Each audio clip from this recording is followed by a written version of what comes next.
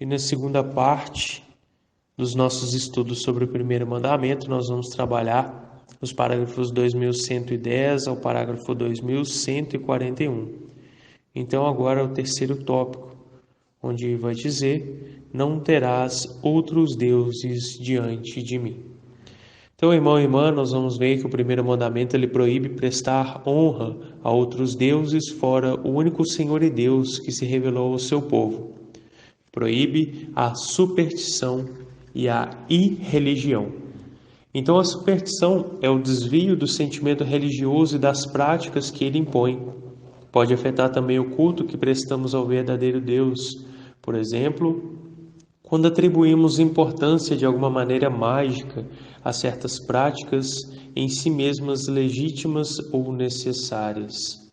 Quando falamos da idolatria, nós vamos ver que a idolatria não diz respeito somente aos falsos cultos do paganismo.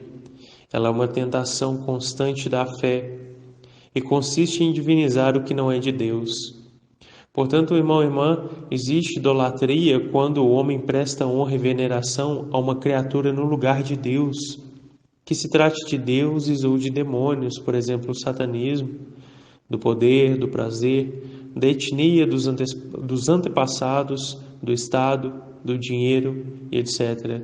Tanto que Jesus já dizia no Evangelho de São Mateus: não podeis servir a Deus e ao dinheiro.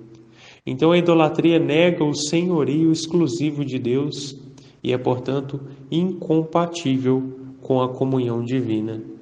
Quando falamos sobre adivinhação e magia, nós vamos ver que todas as formas de adivinhação vão ser rejeitadas.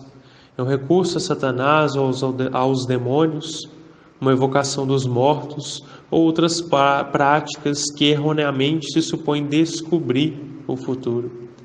Todas as práticas de magia ou de feitiçaria, com as quais a pessoa pretende domesticar os poderes ocultos para colocá-los a seu serviço e obter um poder sobrenatural sobre o próximo, mesmo que seja para proporcionar a este a saúde, são gravemente contrárias à virtude da religião.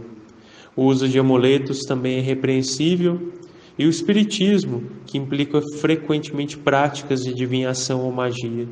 Por isso, a Igreja adverte os fiéis a evitar.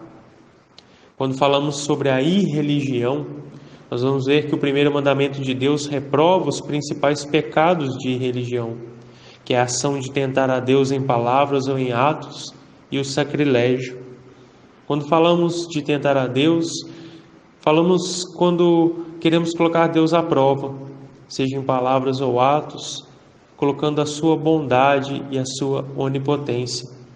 Foi assim que Satanás quis conseguir que Jesus se atirasse do alto do templo e obrigasse a Deus desse modo a agir.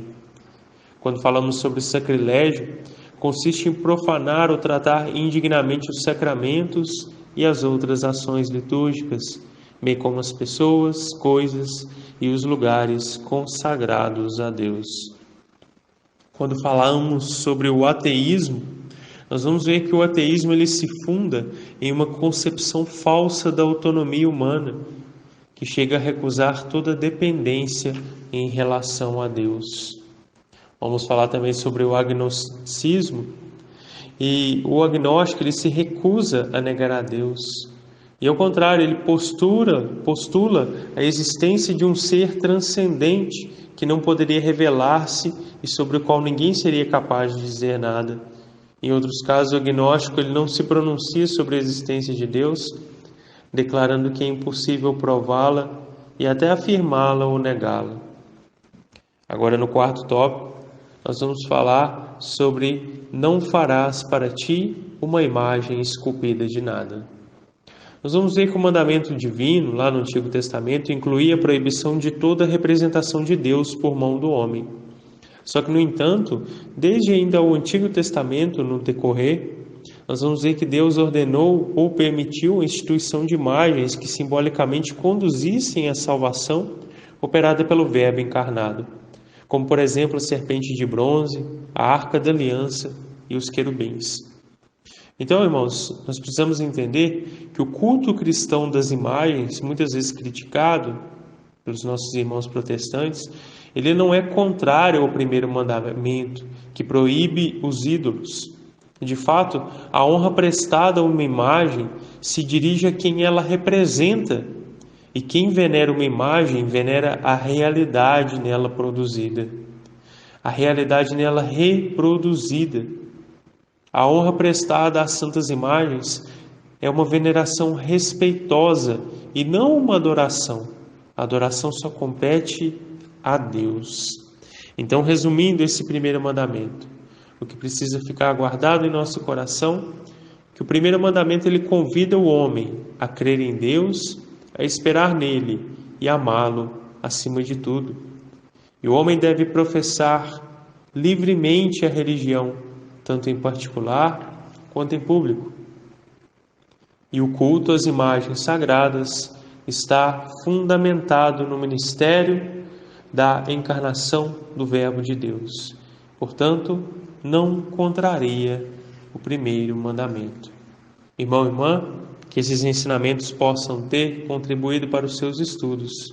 Estejamos unidos em Deus e com Deus, amando a Deus sobre todas as coisas.